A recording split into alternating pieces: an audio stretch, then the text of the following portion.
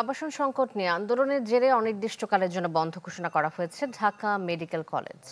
কাল দুপুরের মধ্যে শিক্ষার্থীদের হল ছাড়ার নির্দেশ দিয়েছে কর্তৃপক্ষ। তবে এ সিদ্ধান্ত প্রত্যাখ্যান করেছেন আন্দোলনকারীরা। অভিযোগ করেন, ভবনের দেয়াল ছাদের পলেস্তরা খসে পড়লেও সংস্কারে নজর নেই কর্তৃপক্ষের। জরাজীর্ণ দেয়াল ছাদের এই ছবি ঢাকা মেডিকেল কলেজের ডক্টর ফজলে রাব্বি ছাত্রাবাসের। পিলার ধসে বের হয়ে আছে রড, ছাদ থেকে আচমকাই খসে পড়ে পলেস্তারা। তাই অনেকটা শঙ্কা নিয়ে হলে থাকতে হচ্ছে দেশসেরা এ মেডিকেলের শিক্ষার্থীদের। এ নিয়ে 5 দফা দাবিতে অবস্থান কর্মসূচি পালন করেন তারা। আন্দোলনকারীরা জানান, এর আগে কয়েক দফা অভিযোগ করেও কোনো ফল পাননি তারা। তাদের কথায় কান দেয়নি কর্তৃপক্ষ। বিরাট আকারে কংক্রিট, তারপর ইট, রড, সিমেন্ট এগুলো সহ একটা বিরাট অংশ খসে পড়ে।